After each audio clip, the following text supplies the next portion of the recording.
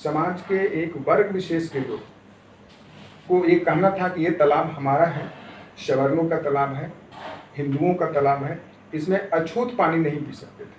अब देखिए विडंबना ये है कि उस तालाब में उस समय मुस्लिम पानी पी सकते थे, ईसाई पानी पी सकते थे, भेड़ बकरी सुअर कुत्ता पानी पी सकते थे, लेकिन जो अछूत वर्ग के लोग हैं, अनटचेबल क्लास के लोग हैं, वो पानी नहीं पी सकते। आप देख रहे हैं GS फॉर न्यूज और मैं हूं मनीष। जैसा कि आप लोगों को पता है कि मैं हमेशा आम जन के मुद्दों पर चर्चा करता हूं। हाल फिलहाल में जो घटनाएं घटी है और आज का दिन जो है वो बहुत ही ऐतिहासिक है, क्योंकि आज ही के दिन पानी पीने का आंदोलन हुआ था और भारत के शोषित पीड़ित वंचित तबकों को पानी पीने का अधिकार दिलाने के लिए एक बहुत बड़ा संघर्ष किया गया था और यह संघर्ष काफी समय से चलता आ रहा था।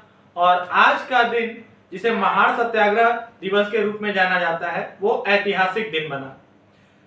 इस ऐतिहासिक दिन पर हमारे साथ चर्चा करने के लिए मौजूद हैं ACP यानी अंबेडकर चेतना परिषद के केंद्रीय अध्यक्ष माननीय डॉक्टर विजय त्रिशरण सर और प्रीति क्लिनिक के संचालक माननीय डॉक्टर संतोष कुमार सर। आज यह जो ऐतिहासिक दिवस है उस पर चर्चा करना बहुत ही प्रासंगिक है, क्योंकि हाल फिलहाल में ही उत्तर प्रदेश के एक शहर में एक मंदिर में एक मुस्लिम बच्चा पानी पीने गया था जिसे बेरहमी से पीटा गया था।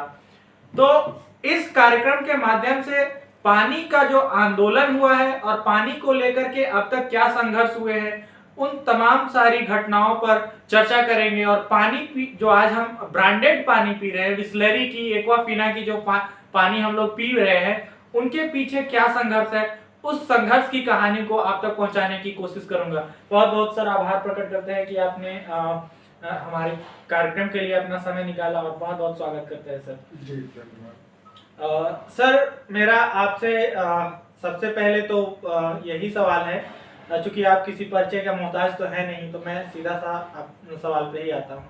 जैसे भारत में कई सारे धर्म हैं और उन धर्मों में कई सारी जातियां हैं और हिंदू धर्म की अगर बात करें तो उनमें अनगिनत जातियां हैं और तमाम तरह के भेदभाव रहे हैं। संसाधनों के लिए बहुत लंबा संघर्ष रहा है, यहाँ तक कि पानी के लिए।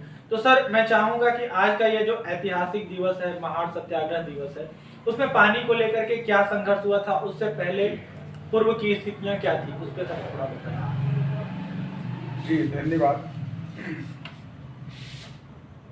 आज 20 मार्च है और हम सब जानते हैं कि 20 मार्च 1927 को हमारे परम पूज्य बाबा साहब डॉक्टर अम्बेडकर ने हजारों लोगों के साथ महाराष्ट्र में कोलाबा जिले में स्थित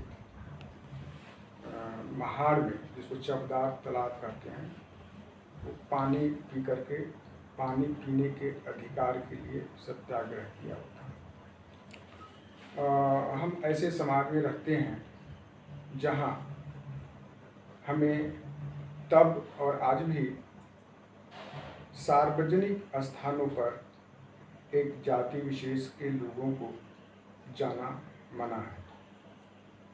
तो 1924 की बात है। 1924 में SK बोले नाम करके एक व्यक्ति थे जिन्होंने मुंबई विधानमंडल में एक विधेयक पास करवाया था अंग्रेजी सरकार के दौरान कि जो अछूत वर्ग के लोग हैं, जो समाज के बिल्कुल निचले पैदान पर हैं, जिनको किसी भी मानवीय अधिकार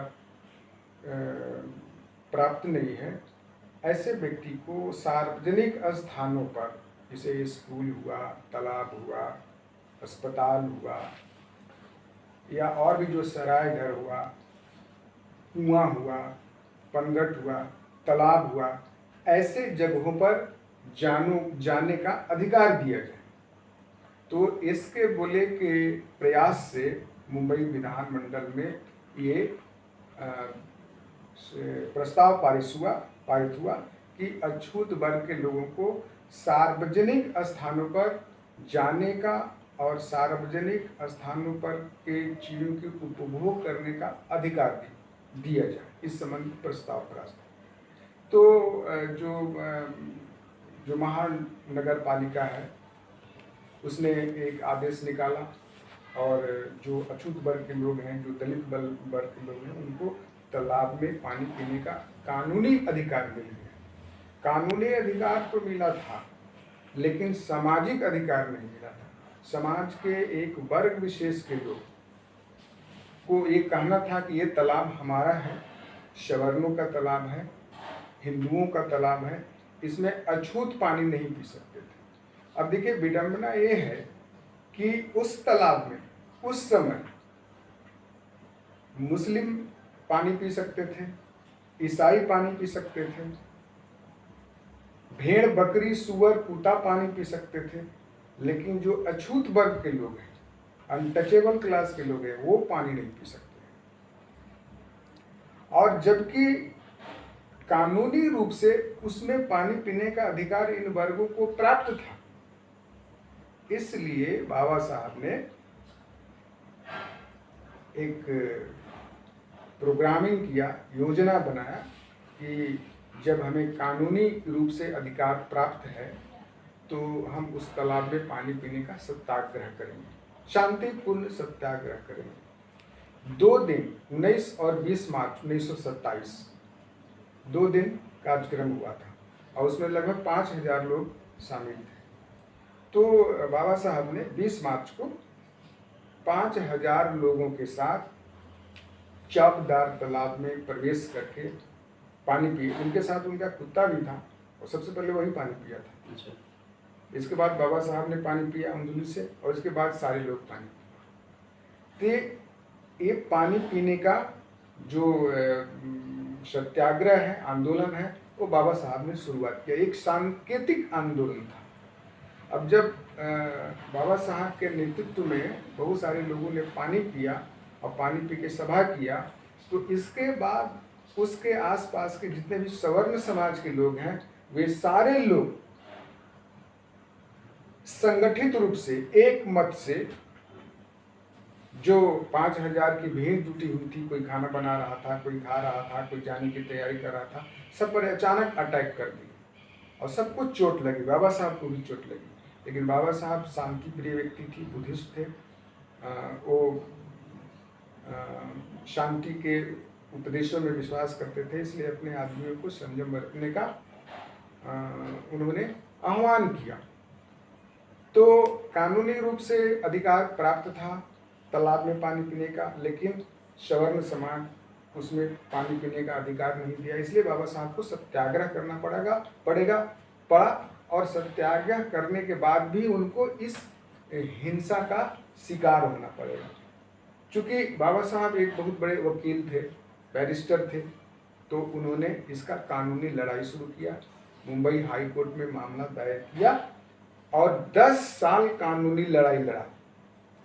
10 साल कानूनी लड़ाई लड़ने के बाद हाई कोर्ट द्वारा उनको पुनः तालाब में पानी पीने का अधिकार मिल गया। तो इस प्रकार बाबा साहब ने उस समय पानी पीने के अधिकार को प्राप्त किया। 1927 का जो आंदोलन है, उसका जो रिजल्ट 1936 में आया, इतनी लंबी लड़ाई लड़ने के बाद। तो इससे 2 बातें स्पष्ट होती हैं।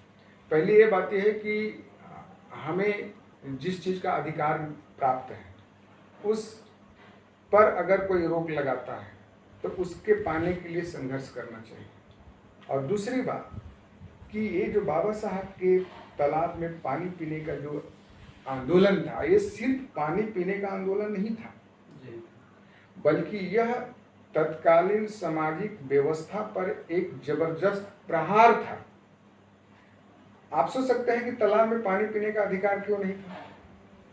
तालाब में पानी पीने का अधिकार इसलिए नहीं था कि एक वर्ग विशेष के लोग हमें अछूत मानते थे, और अछूत इसलिए मानते थे कि हिंदू समाज में वर्ण व्यवस्था लागू था। वर्ण व्यवस्था में अछूत को कहीं भी समाज में जगह नहीं। अछूत को अंतवासिन कहा गया, अंत्यज कहा गया, ये गांव के बाहर रहते थे। तो इस कारण वर्ण व्यवस्था के धर्म के कारण और हिंदू धर्म ब्राह्मणी धर्म के व्यवस्था के कारण अछूतों को तालाब में पानी नहीं पीना है, क्योंकि अछूत तालाब में पानी पिएंगे तो ईश्वर नाराज हो जाएगा, हिंदू धर्म भ्रष्ट हो जाएगा और तालाब अपवित्र हो जाएगा। तो इसका मूल जो ब्राह्मणी व्यवस्था है उसमें है, इसका मूल जो ब्राह्मणी व्यवस्था का जो महल खड़ा है वर्ण व्यवस्था उसमें है। इसीलिए बाबा साहब ने तालाब में सांकेतिक पानी पी करके जो ब्राह्मणी समाज व्यवस्था में जो विषमता और घृणा व्याप्त है उस पर प्रहार किया, उसको खत्म करने का प्रयास किया। मैंने वर्ण व्यवस्था को तोड़ने का प्रयास किया और अपने लोगों को यह बताने का प्रयास किया कि देखो, जिस धर्म में, जिस व्यवस्था में तुम्हें तालाब में, उस तालाब में पानी पीने का अधिकार नहीं है जिसमें बकरी कुत्ता गाय पी सकते हैं, उस तालाब में पानी पीने का अधिकार नहीं है और उस धर्म के रीति नीति से चिपके हुए। देखो, यही तुम्हारा धर्म है। तो वो एक प्रकार के वर्ण व्यवस्था पर प्रहार था। बाबा साहब ने इस आंदोलन को 1927 के नासिक जल सत्याग्रह की तुलना फ्रांस की क्रांति से किया। 1789 में जो फ्रांस में क्रांति हुई थी वो क्यों हुई थी? वो स्वतंत्रता के लिए हुआ था, क्योंकि फ्रांसीसी समाज में एक वर्ग विशेष के लोगों को स्वतंत्रता नहीं था, स्वतंत्रता के लिए हुआ था, समानता के लिए हुआ था, सामाजिक न्याय के लिए हुआ था।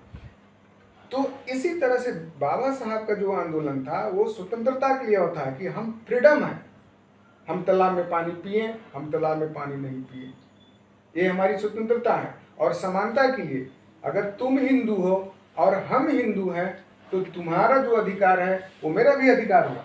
अगर एक ब्राह्मण हिंदू है और एक चमार हिंदू है तो जो अधिकार ब्राह्मण को होगा वही अधिकार चमार को भी होगा, अगर दोनों हिंदू हैं तो बाबा साहब ने इस समानता को स्थापित करने के लिए, ये बताने के लिए, अंग्रेजी सरकार को बताने के लिए भी कि जिस देश में हम रहते हैं उस देश के लोग हमें समानता का अधिकार नहीं देते हैं, नहीं दे रहे हैं। तो ये समानता के अधिकार स्थापित करने का आंदोलन था, स्वतंत्रता के अधिकार स्थापित करने का आंदोलन था और सामाजिक न्याय की प्राप्ति का आंदोलन था। इसलिए बाबा साहब ने इस आंदोलन को बहुत अहम बताया कि ये महज पानी पीने का अधिकार नहीं है, बल्कि ये समस्त ब्राह्मणी व्यवस्था जो गैर बराबरी पर आधारित है उस पर एक प्रहार है और अपने लोगों को संगठित करके अपने अधिकार को प्राप्त करके करने के लिए, उस्काने के लिए एक जो आंदोलन था। नहीं, बाबा साहब ने उसमें ये बात बताया था उसमें भाषण में कि जब तक समाज में बेटी बंदी और लोटा बंदी है तब तक समता का अधिकार नहीं प्राप्त हो जाएगा। ये बेटी बंदी क्या है? बेटी बंदी जाति व्यवस्था, मतलब कि शादी अपने ही जाति में करना, अपनी जाति की शादी, अपनी जाति के बेटी को दूसरे जाति के साथ विवाह नहीं करना। ये तो जाति के अंदर ही विवाह करने की जो परंपरा है वही जातिवाद फैला, जातीय श्रेष्ठता की भावना बनाया।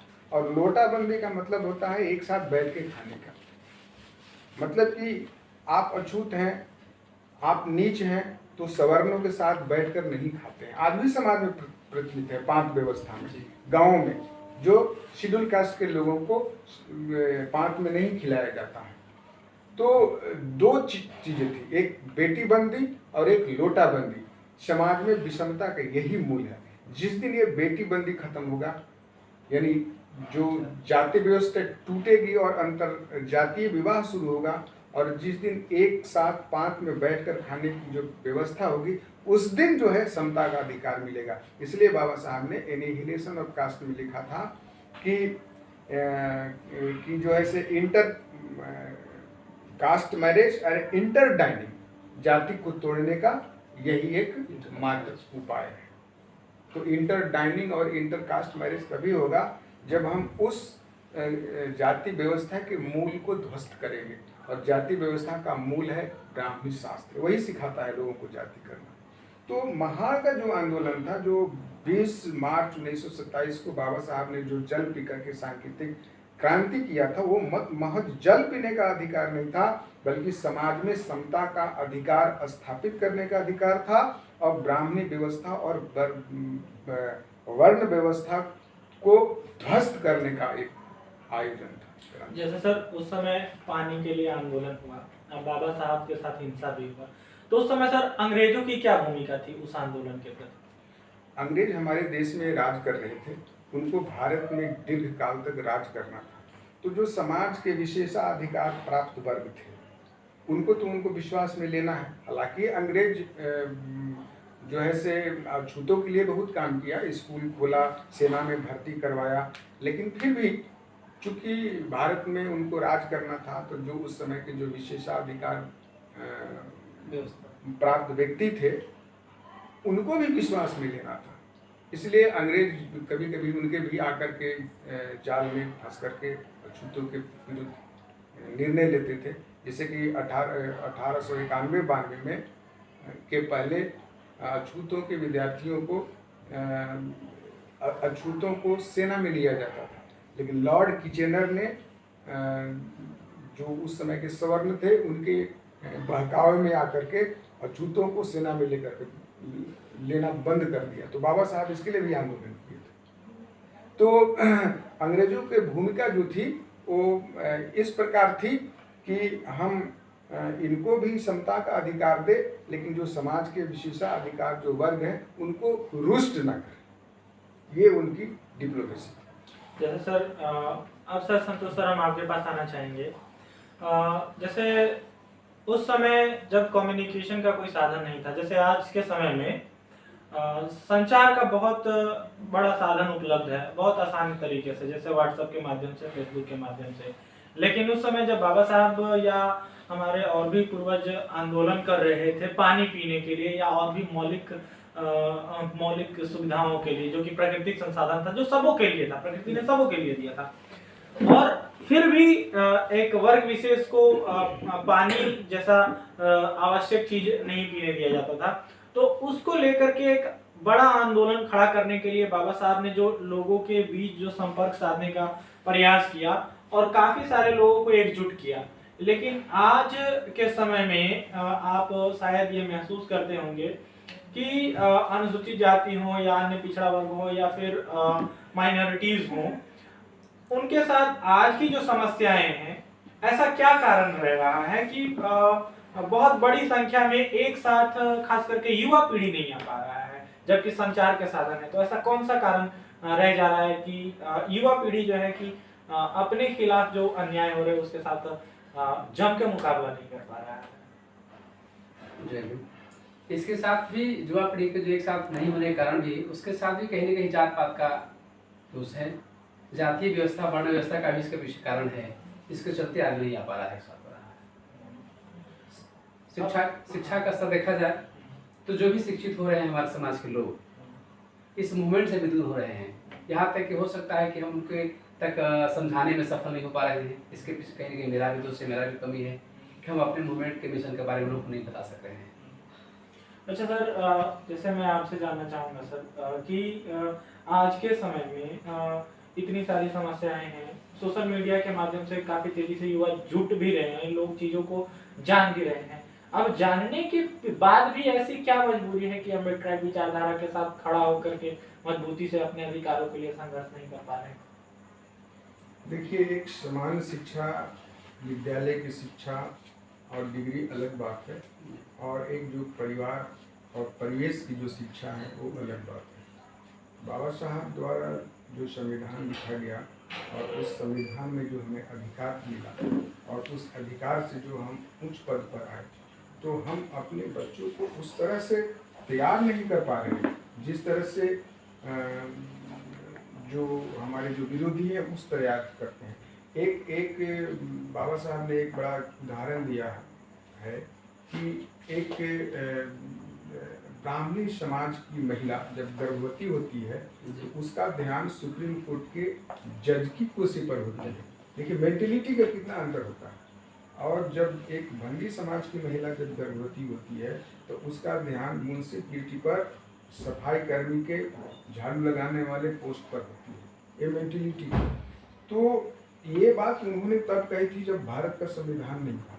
जब भारत का संविधान हुआ और भारत का संविधान के आधार पर हमारे लोग ऊंचे ऊंचे पोस्ट पर गए, तो वे अपने बच्चों को जो अपनी संस्कृति है, समन संस्कृति है, बहुजन नायकों के विचार है, वो उस पर नहीं डिस्कस करते हैं, उस पर बात नहीं करते हैं। बस सिर्फ उनको पढ़ाओ पढ़ाओ पढ़ाओ, अच्छे अंक लाओ, डॉक्टर बनाओ, इंजीनियर बनाओ, IPS बनाओ, IAS बनाओ, लेकिन वो संस्कार नहीं सिखाते हैं। आप किसी भी बहुजन समाज के घर में जाइए, बहुत कम ऐसा घर मिलेगा जिसमें छोटे छोटे बच्चे जय भीम बोलते हैं, लेकिन आप किसी ब्राह्मण समाज के घर में जाइए, उनको गोड़ लागिए तो वो जय जय बोलते हैं। बात सही है ना? वो कल्चर वहाँ सीखता है, लेकिन आप कल्चर नहीं देते हैं। इसलिए हमारे जो नवयुवक हों वो डिगरियों के बोझ से लग तो गए हैं, लेकिन उनमें सामाजिक सेवा की भावना नहीं है। इसलिए बाबा साहब उनको कहते हैं कि आप अपने शिक्षा को सामाजिक परिवर्तन का अस्त्र बनाइए। जैसे बुद्ध ने कहा था कि अगर मैं मुक्त होऊंगा तो समाज को मुक्त करूंगा, विश्व को मुक्त करूंगा। जैसे बाबा साहब संकल्प लिए थे कि मैं अपनी शिक्षा शक्ति का उपयोग समाज परिवर्तन में करूंगा, तो हमें उन बच्चों को संस्कारित करना चाहिए, मतलब अपने बहुजन नायकों के विचार को बचपन से ही लैस करना चाहिए, तब वो शिक्षित होकर के सामाजिक परिवर्तन के कार्य में लगेंगे और वो एक देश का सही नायक बनेंगे। जैसे सर आप झारखंड में और झारखंड से बाहर भी अपने लेखनी की वजह से और समाज में जो कार्य कर रहे हैं आप उससे काफ़ी प्रचलित हैं, और आज का युवा वर्ग खास करके बहुजन युवा आपको बहुत ही आदर के नज़र से देखता है। आप आज के युवाओं को क्या संदेश दीजिएगा सर? मैं आज के युवाओं को यही संदेश दूंगा कि सबसे पहले मैं बाबा साहब की ही बात को दोहराना चाहूँगा कि युवाओं के लिए जो उन्होंने संदेश दिया था, स्टडी, सर्विस एंड सेक्रीफाइस। गहन अध्ययन करें, अपने विषय के साथ अन्य विषयों का भी अध्ययन करें, सिर्फ अपने विषयों का ही किताबी कीड़ा नहीं बने। अगर वो इतिहास के विद्यार्थी हैं तो दर्शन और धर्म को भी अध्ययन करें, अगर वो विज्ञान के विद्यार्थी हैं तो इतिहास, दर्शन और धर्म की भी करें, भारत का इतिहास की भी जानें। तो स्टडी करें और सर्विस मतलब कि अपनी शिक्षा को सामाजिक परिवर्तन का हथियार बनाएं, और सेक्रीफाइस वो त्याग करें।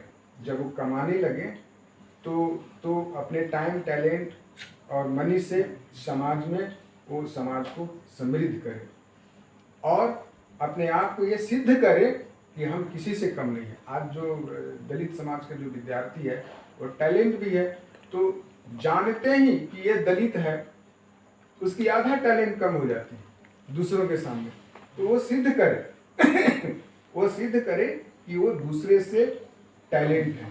तो read and lead the society, यही युवाओं के लिए संदेश। सर हम आपसे जानना चाहेंगे, जैसे सर ने 3 बातें कही, उनमें त्याग की भी बात कही जी। तो जैसे आप कई जगह पे जाते हैं, सामाजिक कार्यक्रम में लगातार होता है, ऐसा बहुत कम होता है कि डॉक्टर का जो पेशा है वो बहुत व्यस्त होता है, तो बहुत कम ही होता है कि कोई डॉक्टर जो है कि समाज में समय देते हैं। तो जैसे सर अभी कह रहे थे कि त्याग की भावना होनी चाहिए, तो त्याग तो तमाम तरीके के हैं, जैसे कि समाज के लिए समय देना, यह भी एक त्याग ही है।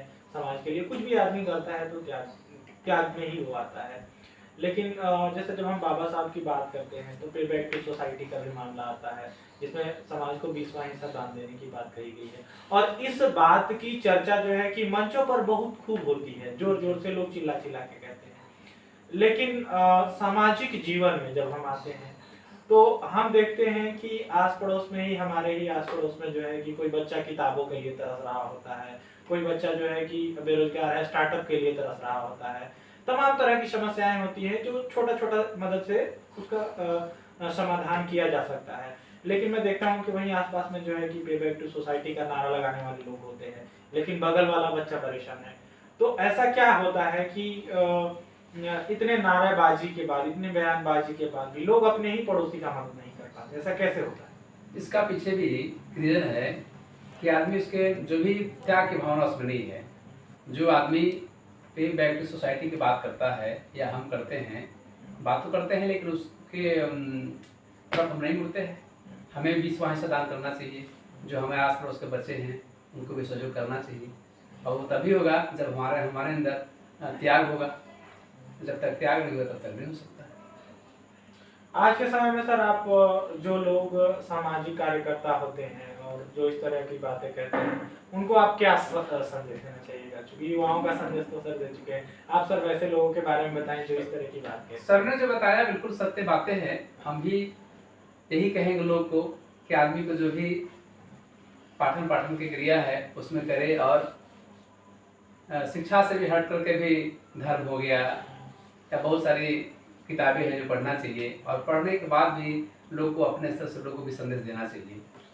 चलिए, बहुत बहुत आभार सर, आप दोनों काफी व्यस्त शेड्यूल से अपना समय निकाल के दिए हैं, क्योंकि आप लोगों के पास समय का बहुत आभार होता है। तो साथियों, इसी तरीके के आमजन के मुद्दों को देखने के लिए लगातार बने रहें जीएस पर न्यूज के साथ। और यह कार्यक्रम आपको कैसा लगा और आपका इस कार्यक्रम के प्रति क्या विचार है, वो आप हमें कमेंट बॉक्स में बता सकते हैं। जल्द ही मिलेंगे अगले एपिसोड में एक नए मेहमान के साथ। तब तक के लिए जय भीम, जोहार, नमस्कार।